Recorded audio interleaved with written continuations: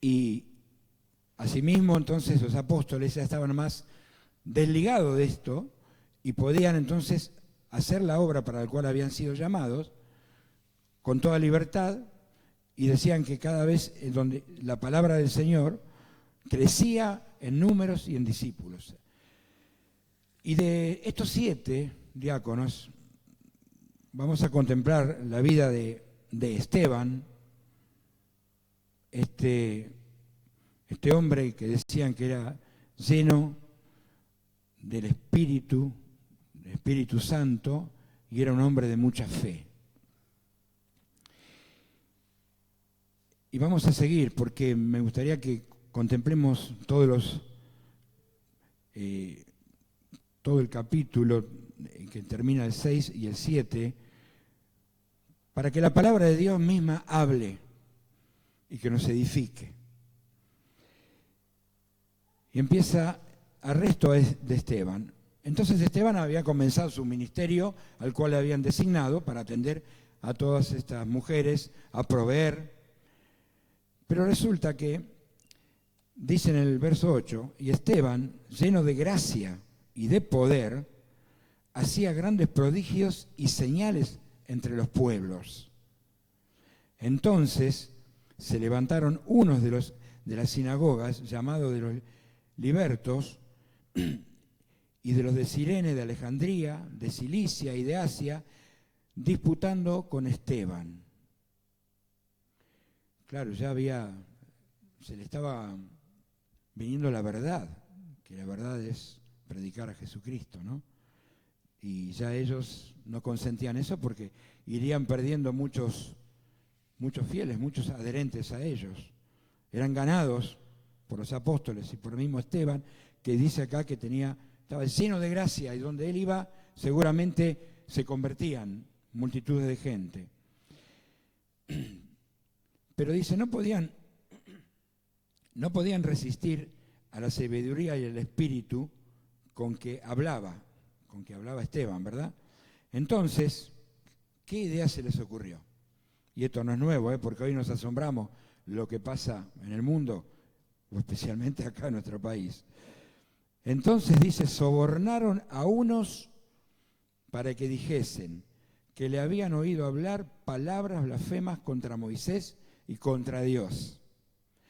Y se levantaron al pueblo, a los ancianos y a los escribas, y arremetiendo le arrebataron y lo trajeron al concilio.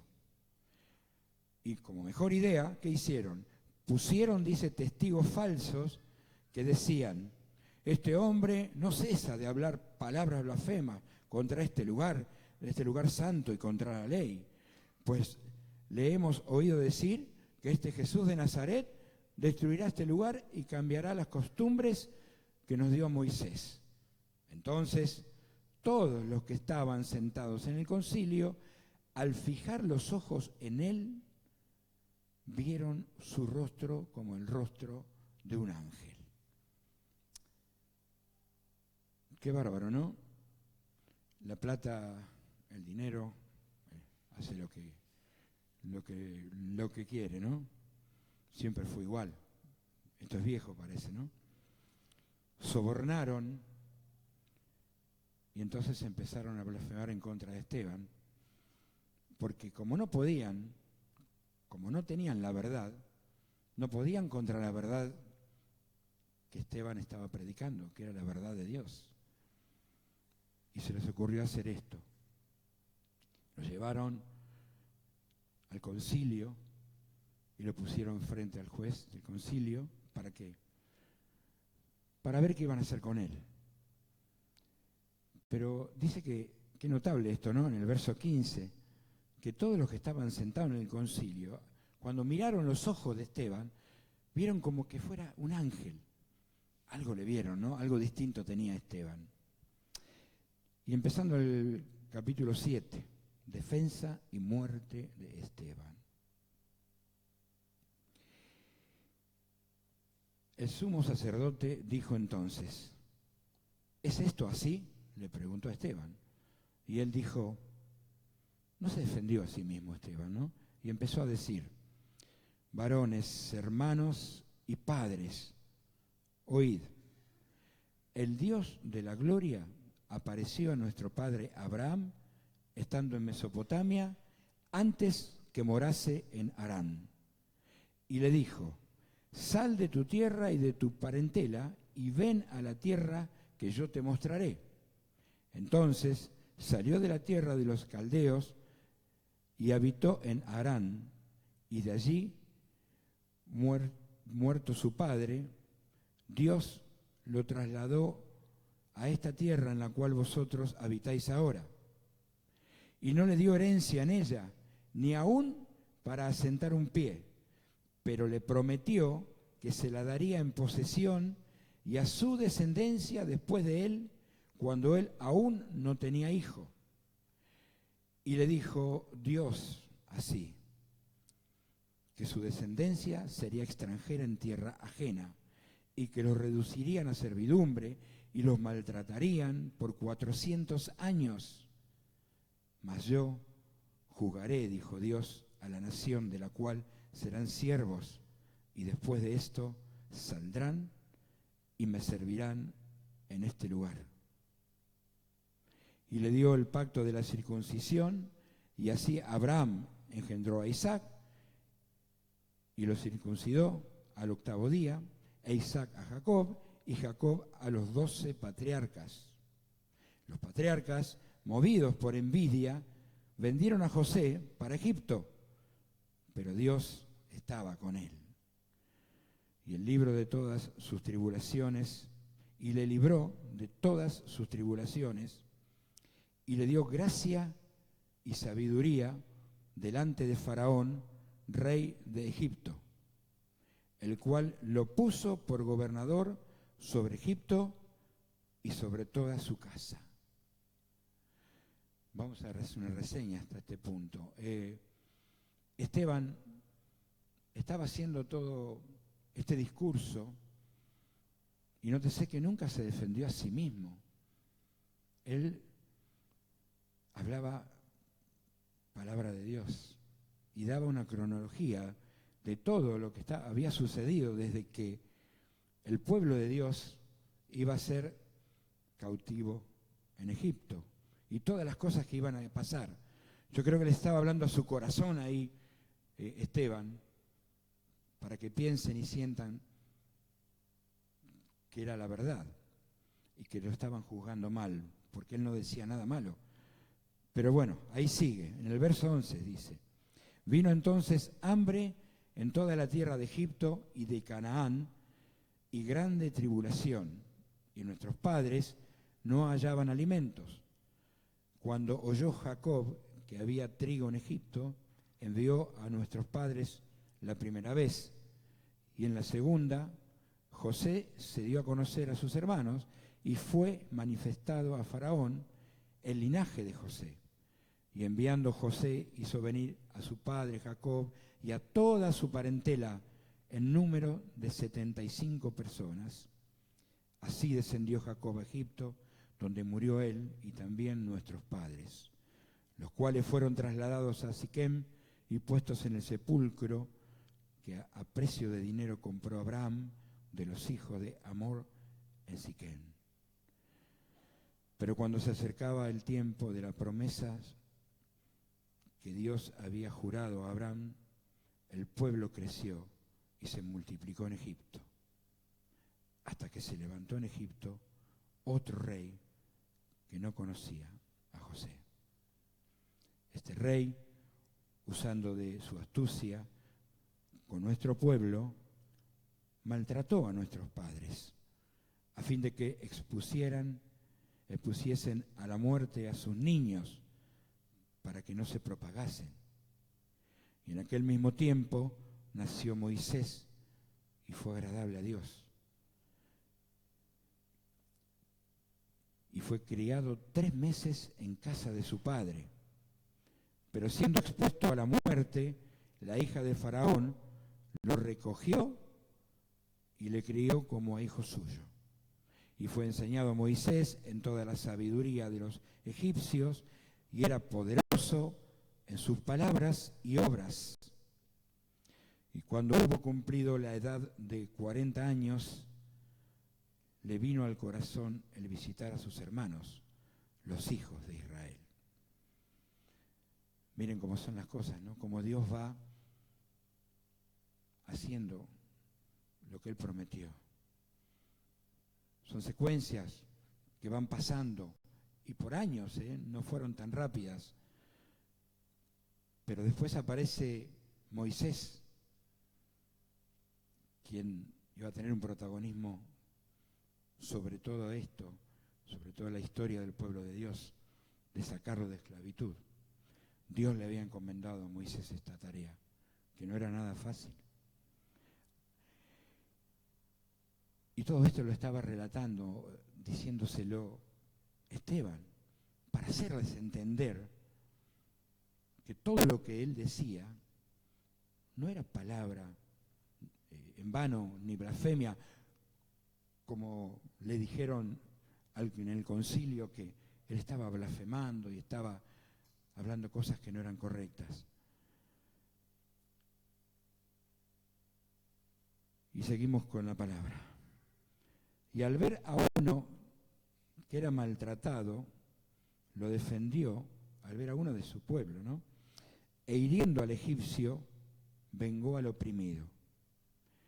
Pero él pensaba que sus hermanos comprendían que Dios les daría libertad por mano suya, mas ellos no lo habían entendido así. Y al día siguiente se presentó a uno de ellos que reñían y le ponía en paz, diciendo: varones, hermanos sois, ¿por qué os maltratáis el uno al otro? Entonces el que maltrataba a su prójimo le rechazó diciendo: ¿quién te ha puesto por gobernante y juez sobre nosotros? ¿Quieres tú matarme como mataste ayer al egipcio? Guau, ¿no? Y al oír esta palabra, Moisés huyó y vivió como extranjero en tierra de Madián, donde engendró 2 hijos. Claro, qué terrible, ¿no? Cuando mató a ese egipcio, pensó él que nadie lo había visto. Pero siempre las cosas se saben. Y cuando él quiso intervenir en favor de uno de los 2 hermanos que estaban peleando, ¿de qué manera le dijeron, no? ¿Vas a hacer lo mismo con uno de nosotros? Creo que esto a su corazón le cayó de una manera terrible a Moisés. Por eso dice que huyó y vivió en el extranjero. Y en el verso 30, pasados 40 años, un ángel se le apareció en el desierto del monte Sinaí, en la llama de fuego de una zarza. Entonces Moisés, mirando, se maravilló de la visión y acercándose para observar, vino a él la voz del Señor: yo soy el Dios de tus padres, el Dios de Abraham, el Dios de Isaac, el Dios de Jacob. Y Moisés, temblando, no se atrevía a mirar. Me imagino, era terrible ese momento. Y le dijo el Señor a Moisés: quita el calzado de tus pies, porque el lugar en que estás es tierra santa. Ciertamente he visto la aflicción de mi pueblo que está en Egipto, y he oído su gemido, y he descendido para librarlos. Ahora pues, ven, te enviaré a Egipto. A este Moisés, a quien habían rechazado, diciendo: ¿quién te ha puesto por gobernante y juez? A este lo envió Dios como gobernante y libertador por mano del ángel que se le apareció en la zarza. No sé cuántos estarán viendo Moisés en este tiempo, ¿no? Pero, bueno, es esto lo que está pasando. Y Moisés no puede resistir, no puede decirle que no al Señor. Tal vez cuando en algún momento de nuestra vida el Señor nos habla y pone por delante nuestro algún desafío, y es una palabra de Él, ¿quién se atrevería a decirle que no al Señor? Entonces, seguimos el verso 36. Este lo sacó habiendo hecho prodigios y señales en tierra de Egipto y en el Mar Rojo y en el desierto por 40 años. Este Moisés es el que dijo a los hijos de Israel: profeta os levantará el Señor vuestro Dios, de entre vuestros hermanos como a mí. A Él oiréis. Qué desafío, ¿no? Este es aquel Moisés que estuvo en la congregación en el desierto con el ángel que le hablaba en el monte Sinaí y con nuestros padres, y que recibió palabra de vida que darnos, y al cual nuestros padres no quisieron obedecer, sino que le desecharon y en sus corazones se volvieron a Egipto. Cuando dijeron a Aarón: haznos dioses que vayan delante de nosotros, porque a este Moisés que nos sacó de la tierra de Egipto no sabemos qué le haya acontecido. Claro, Moisés había subido al monte a recibir las directivas del Señor cuando les dio las tablas, y estaban impacientes porque Moisés nunca bajaba. Pero en su corazón, muchos de ellos, estaba todavía al volver atrás. Su mirada estaba todavía en Egipto. Y construyeron con todo el oro que se habían llevado un becerro de oro para adorarle. Entonces hicieron un becerro y ofrecieron sacrificio al ídolo, y en las obras de sus manos se regocijaron. Y Dios se apartó y les entregó a que rindiesen culto al ejército del cielo, como está escrito en el libro de los profetas. ¿Acaso me ofrecisteis víctimas y sacrificios en el desierto por 40 años, casa de Israel? Antes bien llevasteis el tabernáculo de Moisés y la estrella de vuestro Dios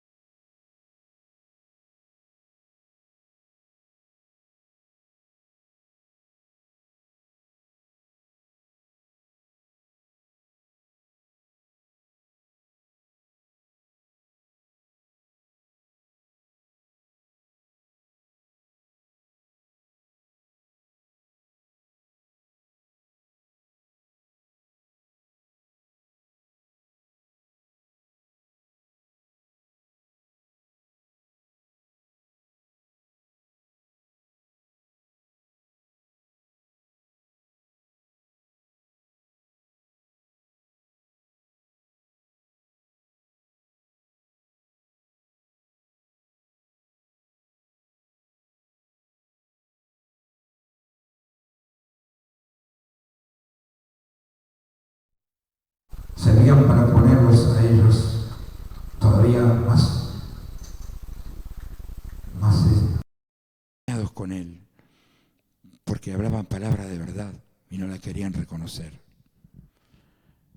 Entonces, sigue el relato diciendo en el verso 55, pero Esteban, lleno del Espíritu Santo, puesto los ojos en el cielo, vio la gloria de Dios y a Jesús que estaba a la diestra de Dios. Ahí él ya sabía que había llegado su hora. Y dijo, he aquí, veo los cielos abiertos y al Hijo del Hombre que está a la diestra de Dios. Entonces ellos, dando grandes voces, se taparon los oídos y arremetieron a uno contra él, y echándole fuera de la ciudad, le apedrearon, y los testigos pusieron sus ropas a los pies de un joven que se llamaba Saulo. Conocido, ¿no? Estaban que bramaban, enfurecidos, no pudieron resistir a la verdad y apedrearon a Esteban, mientras él invocaba y decía, Señor Jesús, recibe mi espíritu. Y puesto de rodillas, clamó a gran voz, Señor, no les tomes en cuenta este pecado. Y habiendo dicho esto, durmió. ¿No hay alguna semejanza? ¿No se acuerdan de alguien que dijo lo mismo? ¿Se acuerdan cuando el Señor Jesús también dijo esto? Señor, no le tomes en cuenta este pecado.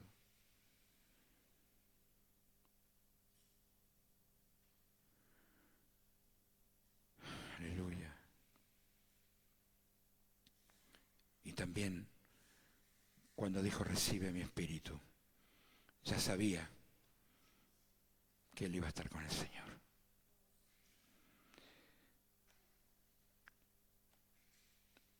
La verdad que conmueve esta historia, a mí siempre me conmovió.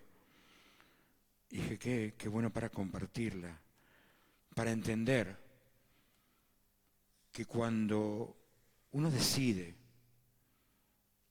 seguir a Cristo, no es fácil.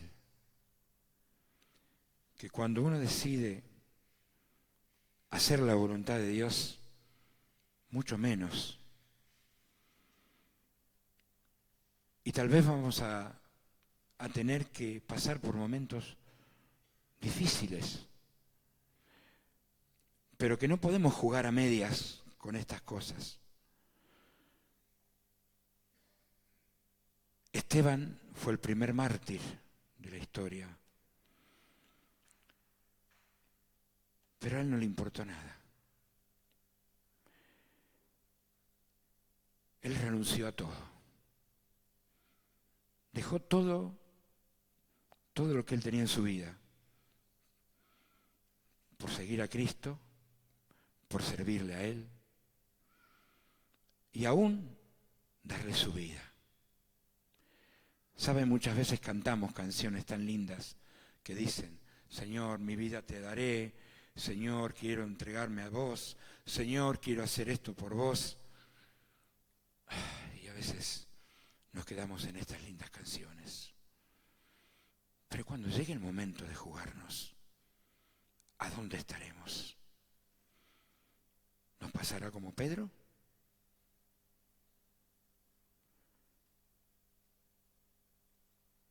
Saben que la vida de un discípulo, de alguien que sirve al Señor, es bastante arriesgada, tal vez, si podría decirse. ¿Se acuerdan el domingo pasado cuando nos compartió este hermano que que es misionero, él sí que pasó también por tantas cosas, ¿no? Lo que nos contaba. Nosotros, gracias a Dios, estamos en este país donde podemos, con libertad, aún todavía, hablar y predicar del Señor. No desaprovechemos estas oportunidades que tenemos. Tal vez en un trabajo, tal vez cuando estamos con algún amigo, con algún familiar. Pero quiero reconocer la vida de Esteban como aquel que lo dio todo, que lo dejó todo. Como dice cuando le habló a Abraham Dios, que dijo que tenía que dejar su tierra y su parentela. A veces, para seguir a Dios tenemos que estar dispuestos a esto. Pero si lo sentimos, si realmente hay un llamado de parte de Dios, si no, no.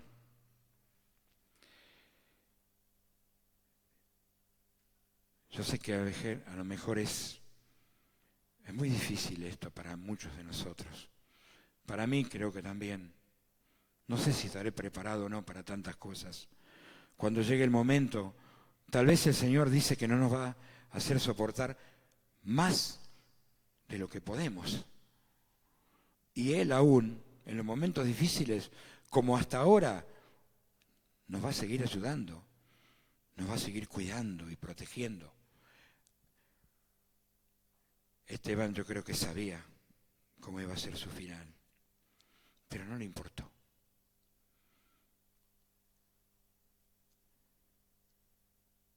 Sería bueno que tal vez podamos pensar un poco qué es vivir en Cristo. ¿Cómo sentimos la vida con Él? ¿Cómo vivimos con Él? Si cada día podemos estar con Él, creo que para eso debemos animarnos. Debemos dejar de lado muchas cosas nuestras que a veces nos cuestan. Miedos, temores, prejuicios. Y estar abiertos con nuestros oídos.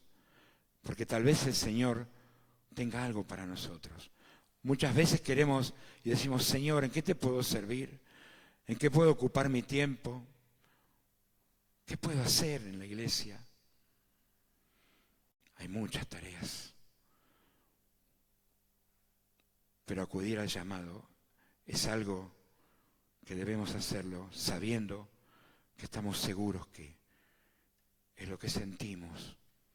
Y una vez que lo recibimos, entregarnos a eso para servir. Para servir no hay que tener temor. Todo esto creo que es un gran desafío para cada uno de nosotros. ¿Por qué no ponemos un poquito, ponemos un segundo y nos tomamos un tiempo y pensamos y analizamos tal vez en nuestro interior qué estamos haciendo con nuestra vida? Si estamos o no preparados para servir al Señor, pues entonces preparemos nuestro corazón primero. Tomémonos unos instantes para meditar y para tomar un ejemplo como el de Esteban o como de tantos otros hermanos nuestros, el apóstol Pablo, David, tantos otros.